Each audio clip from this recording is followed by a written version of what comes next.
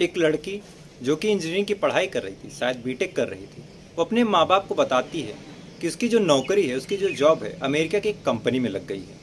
अब घर वाले, आस पड़ोस के लोग, माँ बाप, ये खबर, ये बात जब सुनते हैं तो उनकी खुशी का ठिकाना नहीं था, क्योंकि खबर ही ऐसी थी। एक बच्ची जो इंजीनियरिंग की पढ़ाई कर रही है, पढ़ाई करने के बाद उसकी बीटेक के बाद अमेरिका जैसी विकसित देश में अगर नौकरी लग जाए तो अपने आप में बेहद फ़ख्र की बात है। अब ये खबर, ये बात जब घर वाले सुनते हैं तो खुशी मन से अपनी बच्ची का, अपनी बेटी का पासपोर्ट बनवाते हैं, और पासपोर्ट बनवाने के बाद उस बच्ची को दिल्ली भेज देते हैं, चूँकि उस बच्ची ने कहा था कि दिल्ली जाने के बाद उसकी 1 से 1.5 महीने की ट्रेनिंग होगी, और ट्रेनिंग होने के बाद वो अमेरिका के लिए रवाना हो जाएगी। अब बच्ची घर से दिल्ली के लिए निकलती है, फ़्लाइट पकड़ती है, और फ्लाइट पकड़ने के बाद दिल्ली पहुंचती है, घर वालों को बताती है कि दिल्ली पहुंच चुकी हूँ। 15 दिन बीतता है, 20 दिन बीतता है, और धीरे धीरे समय के साथ घर वालों से उस बच्ची का संपर्क टूटता जा रहा था। पहले फ़ोन से संपर्क खत्म हुआ, क्योंकि बच्ची ने कहा था कि मैं सोशल मीडिया पे बात करूंगी, फेसबुक पे बात करूंगी, व्हाट्सएप पे चैट करूंगी। और कुछ समय बाद, कुछ दिन बाद, लगभग 15-20 दिन और जब बीतते हैं, तो फेसबुक, सोशल मीडिया, व्हाट्सएप, इन सारी जगहों पे भी चैट और वीडियो कॉल होना बंद हो गया। अब ये बात, ये घटना जब होती है और घर वाले नोटिस करते हैं कि जो संपर्क है उनकी बच्ची से वो टूट चुका है, तो घर वाले अपनी बच्ची को खोजने के लिए फ़ोन वगैरह करते हैं। जब फ़ोन नहीं लगता तो घर वाले थक हार के जाके पास के एक थाने में एफआईआर कर देते हैं। अब घर वाले जब एफआईआर करते हैं और पुलिस जब जांच पड़ताल करती है, तो एक ऐसी बात, एक ऐसा वाकया निकल के सामने आता है जिससे आज हमको भी सीख लेने की ज़रूरत है। और उस समय जिसने भी इस घटना को सुना, जिसने भी इस घटना को जाना, सबके जहन में, सबके शरीर के अंदर एक सिहरन की भावना पैदा हो गई। तो आदाब, नमस्कार, जय हिंद, वंदे मातरम। मैं आपका अपना ठाकुर प्रखर सिंह। आज मैं जिस कहानी के साथ, जिस सच्ची घटना के साथ हाजिर हुआ हूँ, इस कहानी को जब आप सुनेंगे, इस घटना को जब आप जानेंगे, इस कहानी को सुनने के बाद, इस सच्ची घटना को जानने के बाद, कहीं ना कहीं आपको इंसानियत, मानवता, रिश्ते नाते, माँ बाप के रिश्ते और ऐसे ऐसे सन की लोगों के बारे में आज पता चलेगा, जिसे शायद इससे पहले ना आपने कभी सुना होगा, ना इससे पहले आपने कभी जाना होगा। और वीडियो शुरू करूं उससे पहले मेरा आज आपसे पहली बार ऐसा अनुरोध है कि इस वीडियो को अपनी घर की बेटियों के साथ, अपनी बहनों के साथ, घर की औरतों के साथ, या फिर चाहे कोई बच्चा हो, चाहे कोई लड़का हो जिसकी बुद्धिमत्ता भी उतनी ज़्यादा विकसित नहीं हुई हो, उसके साथ आप जरूर शेयर कर लीजिएगा, क्योंकि इस वीडियो से काफ़ी कुछ आपको ऐसा मिलेगा जो आज की इस दुनिया को कहीं ना कहीं रिप्रेजेंट कर रहा है। तो अब समय ना लेते हुए सीधा चलते हैं आज की इस कहानी के ऊपर। इस कहानी की शुरुआत होती है एक लड़के से जिसका नाम था उदयन दास। उदयन दास, इसके पिता भेल जैसी सम्मानित कंपनी में नौकरी कर रहे थे, और इसकी माता भी सरकारी की मुलाजिम थी। अब जाहिर सी बात है, माँ भी पिता भी दोनों सरकारी कार्यालय में काम कर रहे हैं। भेल का पैकेज ही लगभग 1.5 लाख रुपए का था, और माँ भी लगभग 80 से 90 हज़ार रुपये महीना कमा रही थी। तो जाहिर सी बात है, इस लड़के के पास ना तो रुपए की कमी थी, ना तो पैसे की कमी थी। चारों तरफ ऐशो आराम, चारों तरफ नाम, चारों तरफ रुतबा। 10-20 लड़के इस लड़के के पीछे घूमते थे, चूँकि ये लड़का अय्याशी में लिप्त रहता था, काफ़ी ज़्यादा पैसे भी खर्च करता था। अब जाहिर सी बात है, कोई पैसे खर्च करेगा तो उसके पास आवभगत करने वाले लोगों की कमी नहीं रहेगी। इसके पिता भोपाल में जॉब करते थे और माता रायपुर में। दोनों अलग अलग जगह पे रहते थे, अलग अलग जगह पे दोनों का घर भी था, सरकारी बंगला भी मिला हुआ था। इसके साथ साथ इन्होंने अपना एक घर अलग अलग जगहों पे रायपुर और भोपाल में बनाया हुआ था। ये जो उदय दास था, उदयन दास, ये अपनी स्टार्टिंग की शिक्षा, जिसकी ये हाई स्कूलिंग थी, ये इंटर की शिक्षा थी, ये सारी चीज़ें अपने पिता के साथ रायपुर में रह के किया। उसके बाद ये अपने पिता को बताता है कि मैंने आईआईटी का पेपर दिया था और मेरी आईआईटी निकल चुकी है, और मुझे आईआईटी दिल्ली में, आईआईटी दिल्ली जो एक बहुत फेमस कॉलेज है, वहाँ पे सीट मिल चुकी है और मैं वहाँ पे पढ़ने जा रहा हूँ। अब उसके बाद पिता के हर्ष का कोई ठिकाना नहीं था, चूँकि बेटे का एडमिशन हो रहा था कि आईआईटी जैसे कॉलेज में, जिसका नाम, जिसका रुतबा हम सभी जानते हैं कि आईआईटी की क्या वैल्यू है। अब जब ये अपने घर वालों को बताता है कि इसका एडमिशन आईआईटी दिल्ली जैसे रेपुटेड कॉलेज में हुआ है, तो इसके घर वाले बेहद खुशी मन से इसे आईआईटी दिल्ली के लिए भेजते हैं। वहाँ पे पैसे देते हैं कि जाके अपना एडमिशन करवा लेना, ये तुम्हारे हॉस्टल के पैसे हैं, तुम्हारे पॉकेट मनी के पैसे हैं। इसके बाद ये सारे पैसे लेके वहाँ पे जाता है, एक फ्लैट बुक करता है, वहाँ पे रहने लगता है, और महीने के महीने इसके घर वाली से 50 से 60 हज़ार रुपये पॉकेट मनी के नाम पे दे रहे थे। क्योंकि ये घर वालों का इकलौता लड़का था, इकलौता बेटा था, न कोई भाई था, न कोई बहन थी। तो घर वालों के लिए पैसे बचाने का और ये सारी चीज़ें करने का, किसी और के लिए खर्च करने का कोई मतलब नहीं था। तो घर वाले दिल खोल के इसको पैसे दे रहे थे। अब हैरान करने वाली बात यह है कि ना ही इसका आईआईटी में एडमिशन हुआ था, ना ही वहाँ पे पढ़ाई कर रहा था। इसने अपने घर वालों को झूठ बोला था, और झूठ बोल के आईआईटी के नाम पे हर महीने 50-100 हज़ार रुपये ले रहा था। अब 50,000 रुपये जब इसके पास आते हैं तो इसकी अय्यासी, इसकी रंगदारी, इसका रसूख दिल्ली में बढ़ने लगता है और ये सोशल मीडिया ऐसी जगहों पे काफ़ी ज़्यादा एक्टिव भी हो जाता है। फेसबुक पे अलग अलग स्टाइल में फ़ोटोज़ डालता, अलग अलग पोजेस में फ़ोटोज़ डालता, कभी खुद को अमेरिकन जॉब करने वाला एक नागरिक बताता, कभी खुद को आईआईटी दिल्ली से पढ़ा हुआ बताता, कभी बताता है कि ये सिंगापुर में जॉब कर रहा है। और इन्हीं सब के हवाले से ऐसी प्रोफाइल बना के ये लड़कियों को फंसाता, उन्हें यूज करके छोड़ देता। इसके शिकार कुछ लड़के भी हुए, उनको भी इसने ऐसे ही लूटा। और इसी क्रम में साल 2007 में पश्चिम बंगाल की आकांक्षा शर्मा इसे फेसबुक पे मिलती है। आकांक्षा शर्मा को ये जब फ्रेंड रिक्वेस्ट भेजता है और ये आकांक्षा शर्मा जब चेक करती है और इसकी बायो में, इसकी प्रोफाइल में सारी फ़ोटोज़ को चेक करती है तो कहीं लोकेशन में अमेरिका टैग था, कहीं रसिया टैग था, कहीं सिंगापुर टैग था, कभी आईआईटी दिल्ली टैग था।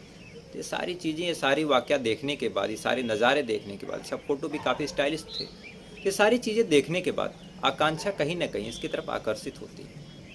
अब फ्रेंड रिक्वेस्ट एक्सेप्ट करती है, फिर सामने से मैसेज आता है, आकांक्षा उससे बात करती है और बात धीरे धीरे दोस्ती में बदलती है, दोस्ती धीरे धीरे प्यार में बदल जाता है। चूँकि ये जो उदयन दास था, ये आकांक्षा को ऐसे सपने दिखा रहा था, ऐसी बातें बता रहा था, ऐसी लग्जरियस लाइफ दिखा रहा था जिसके बारे में आकांक्षा ने ना कभी सोचा था, ना कभी जाना था, ना ही आकांक्षा के दिमाग में इतनी हिम्मत थी कि ऐसे सपनों के बारे में, ऐसे ख्यालों के बारे में आकांक्षा कभी सोच सके।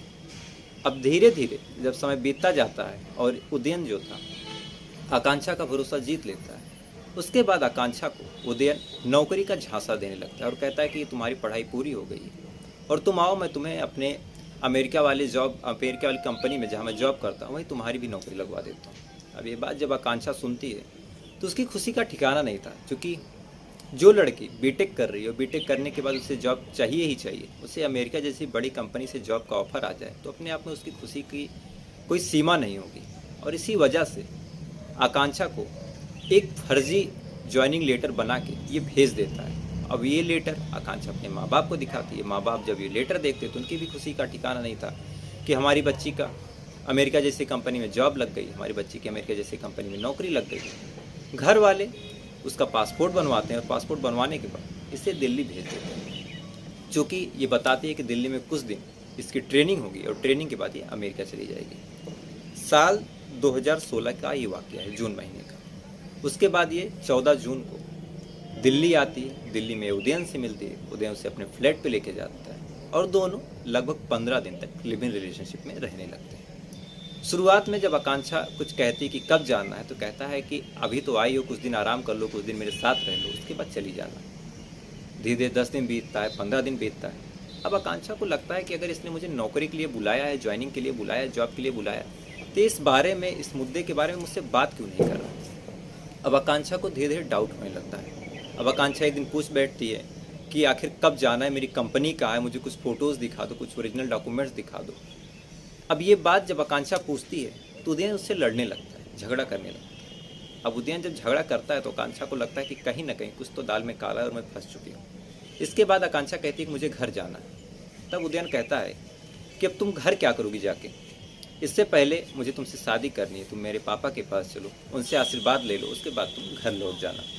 आकांक्षा कहती है कि चलो ठीक है, नौकरी ना सही, सच्चे प्यार के नहीं नाते मैं इसके घर चलती हूँ, उसके पापा से मिलती हूँ और शादी की बात करती हूँ।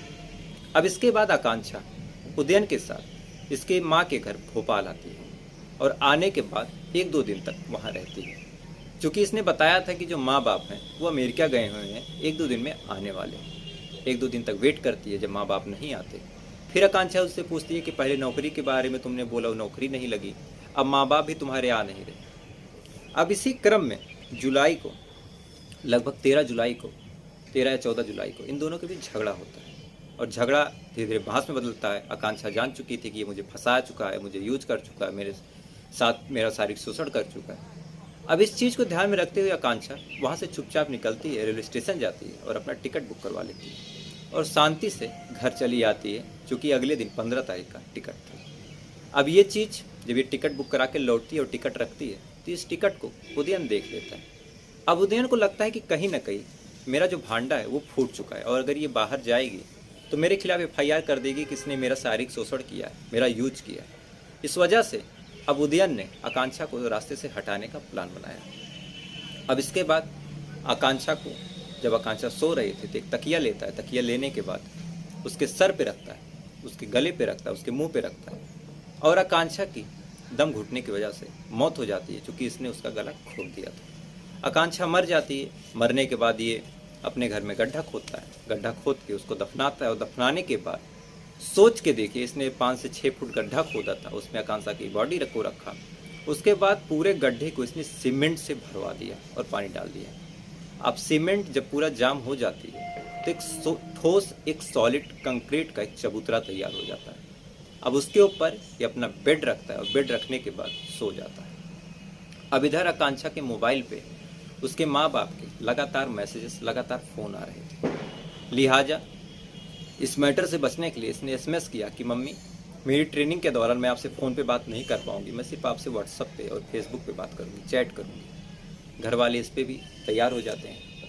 इसके बाद ये खुद ही आकांक्षा बन के कभी आकांक्षा की फ़ोटो पोस्ट करता फेसबुक पे, कभी माँ बाप से चैट करता। और हद तो तब हो गई कि जब एक दिन खुद ये आकांक्षा के घर पश्चिम बंगाल चला जाता है, और जाने के बाद उनके घर जाता है, चाय पीता है और कहता है कि चाय मैं बनाऊंगा, लेकिन आकांक्षा की माँ मना कर देती, कहती कि आप मेरे आकांक्षा के दोस्त हैं, आपने उसकी नौकरी लगवाई है, आप कैसे चाय बनाएंगे, चाय मैं बनाऊंगी। ये काफ़ी देर तक जिद करता है। जब माँ नहीं मानती थी, चुपचाप वहाँ पे बैठा रहता है, चाय पीता है और वापस लौट आता है। और आकांक्षा का जब हाल घर वालों ने पूछा तो इसने कहा कि आकांक्षा तैयारी कर रही है और 1-2 दिन में अमेरिका चली जाएगी। अब इसके बाद घर वाले लगातार आकांक्षा के मोबाइल पे मैसेज करते रहते हैं, फ़ोन करते रहते हैं, लेकिन आकांक्षा का कुछ पता नहीं चल रहा था। कभी व्हाट्सएप पे रिप्लाई लेट आ रहा था। अच्छा, माँ बाप अपने बच्चों का लहजा भी पहचानते हैं, तो माँ बाप जब देखते हैं कि ये जो चैट का लहजा है ये आकांक्षा का नहीं है, माँ बाप को कहीं ना कहीं डाउट होता है। अब माँ कहती कि एक बार वीडियो कॉल करो। अब ये वीडियो कॉल करे तो करे कैसे? उसके बाद ये मना करता। एक दिन बाद आई गई हो गई, 2 दिन हो गए, 3 दिन हो गए, लेकिन जब घर वालों को लगता है कि कुछ ना कुछ गड़बड़ है तो घर वाले कुछ देर तक प्रेशर बनाते हैं, और प्रेशर बनाने के बाद जब उन्हें लगता है कि कुछ ना कुछ गड़बड़ है, कुछ गलती हुई है, इसमें कुछ चीज़ें ऐसी हैं जो नहीं होनी चाहिए था, तो घर वाले आकांक्षा की मिसिंग रिपोर्ट दर्ज करवा देते हैं। अब पुलिस वाले आकांक्षा की खोजबीन में लगते हैं।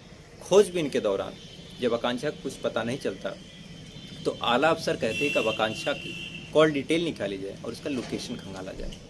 और जब लोकेशन निकाली जाती है, आकांक्षा दिल्ली गई थी और आकांक्षा की लोकेशन जब भोपाल निकलती है, तो घर वालों के लिए अपने आप में बेहद चौंकाने वाली बात थी। घर वाले और पुलिस वाले जब आपस में एक दूसरे से बात करते हैं, पुलिस वाले पूछते हैं कि ये आकांक्षा कभी भोपाल गई थी, तो घर वाले साफ साफ मना कर देते हैं। अब ये डिटेल निकाली जाती है कि भोपाल का कौन है, तो पता चलता है कि भोपाल का उदयन दास है। अब उदयन दास को पुलिस उठा लेती है और उदयन दास से जब पूछताछ करती है, तो पूछताछ के दौरान एक ऐसी बात, एक ऐसी चीज़ निकल के सामने आती है जो अपने आप में बेहद हैरान करने वाली है। जब पूछताछ पुलिस वाले करते हैं, उदयन दास से इसके बारे में, आकांक्षा के बारे में पूछते हैं, तो कुछ देर आनाकानी करने के बाद उदयन दास सारी बात बता देता है। अब पुलिस वाले भोपाल जाते हैं और भोपाल जाने के बाद उस कंक्रीट को लगभग 7 से 8 घंटे तक तोड़ते हैं, जहां आकांक्षा का कंकाल मिलता है। अब ये मामला जब स्टेब्लिश होता है इसके ऊपर, तो घर वाले और पुलिस वाले इस बात के पीछे पड़ते हैं, तुम अपने माँ बाप को बुलाओ, हम उनसे भी बात करेंगे। अब ये माँ बाप के बारे में जब इससे पूछा जाता है, और चार्जशीट की कॉपी माँ बाप को भी भेजनी थी, तो जब घर वालों को पूछा जाता है, घर वालों के बारे में इससे पूछा जाता है, तो ये आनाकानी करने लगता है। कहता है कि अमेरिका है, सिंगापुर है, रसिया है। तो इसके ऊपर डाउट जाता है कि आखिर तुम्हारे माँ बाप हैं कहाँ। तो काफ़ी देर तक जब पूछताछ की जाती है, तो एक ऐसी बात, एक ऐसा वाकया निकल के सामने आता है जो अपने आप में बेहद हैरान करने वाला, बेहद चौंकाने वाला था। दरअसल इसने बताया कि इसने 2010 में ही अपने माँ बाप को सेम तरीके से मार के भोपाल वाले घर पे मारा और कार से रायपुर ला के अपने घर में ही दफन कर दिया, और उसके ऊपर भी सेम तरीके से कंक्रीट बनवा दिया। अब घर वाले और पुलिस वाले जब ये बात सुनते हैं तो उनके पैरों तले ज़मीन खिसक जाती है, चूँकि पिछले 7 सालों में इसने 3 शहरों में अलग अलग जगहों पे कहीं कत्ल किया, कहीं लाश को ठिकाने लगाया। अब ये बात, ये वाकया जब पूरे मीडिया में, पूरे प्रशासन में फैलता है, तो सबके अंदर एक सिहरन पैदा हो जाती है कि इसने कैसे लड़की को फंसाया, उसका मर्डर किया, कैसे घर वालों को मारा। और सबसे ज़्यादा हैरानी तो तब हुई कि जब इसने अपने घर वालों की प्रॉपर्टी को, अपनी घरवाली की ज़मीन जायदाद को अपने नाम पे फर्जी तरीके से ट्रांसफ़र भी कर लिया था। अब पुलिस वाले लगभग 700 पेज की एक चार्जशीट इसके ऊपर इस्टेब्लिश करते हैं। इस्टेब्लिश करने के बाद जब इसे कोर्ट लेके जाते हैं तो 3 मर्डर के मुकदमे में लोअर कोर्ट से इसे फांसी की सज़ा हो जाती है। अब हैरान करने वाली बात यह है कि जब इसे फांसी की सज़ा होती है तीनों कोर्ट से, इसके बाद भी इसके चेहरे पे ना कोई पछतावा था, ना ही कोई गिल्टी थी, ना ही कोई अपराध के भाव थे। ये फिर जाता है, चूँकि इसके पास काफ़ी पैसे आ गए थे, ये उस केस को, उस मामले को हाई कोर्ट में चैलेंज देता है और हाई कोर्ट ने उस फैसले को बदल के, फांसी को बदल के उम्र कैद में तब्दील कर दिया। तो फिलहाल ये थी पूरी कहानी। सीरियल किलर, सीरियल लड़कियों को फंसाने वाला, जो सिलसिलेवार तरीके से लड़कियों को फेसबुक पे, सोशल मीडिया पे फंसाता था और फंसाने के बाद उन्हें यूज़ करके छोड़ देता था, अमेरिका के सपने दिखाता था, अच्छी जगह नौकरी के सपने दिखाता था। और मासूम लड़कियां, भोली भाई लड़कियां 2016-2017 के समय में, जब सोशल मीडिया ये सारी चीज़ें इतनी ज़्यादा आगे हैं, उसके बावजूद भी एक फर्जी पोस्ट पे, एक फेक प्रोफाइल पे यकीन करके उस लड़के के जाल में फंस जाते थे। तो इस कहानी को, इस वीडियो को आप शेयर कीजिएगा, क्योंकि ये कहानी किसी आकांक्षा शर्मा की नहीं है। ये कहानी आज न जाने कितनी लड़कियों की है जो बेचारी यूज हो जाती हैं और यूज होने के बाद समाज के डर से, सोसाइटी के डर से ना किसी को कुछ बता पाती है, ना किसी को कुछ कह पाती है। बस उस दर्द को, उस तकलीफ को अपने ही अंदर रख लेती हैं और कई तो कुछ गलत कदम भी उठा लेती हैं। तो फिलहाल ये थी पूरी कहानी सीरियल किलर उदयन दास की। आज लोकेशन थोड़ा चेंज था, तो बोलने का तरीका, बोलने का लहजा, ये सारी चीज़ें चेंज है, चूँकि मैं कहीं बाहर आया हुआ, मुझे जल्दी से वीडियो रिकॉर्ड करना था और जल्दबाजी के चक्कर में थोड़ी सी गलती हुई, ये मैं मानता हूँ। लेकिन आप जैसे प्यार दिखा रहे हैं वैसे ही प्यार दिखाइएगा, और कहानी पसंद आई हो तो वीडियो को लाइक कर लीजिएगा, चैनल को सब्सक्राइब कर लीजिएगा। तो फिलहाल ये थी पूरी कहानी। अब आपसे कल फिर मुलाकात होगी किसी नई कहानी के साथ। तब तक अच्छे रहिए, खुश रहिए। जय हिंद, वंदे मातरम।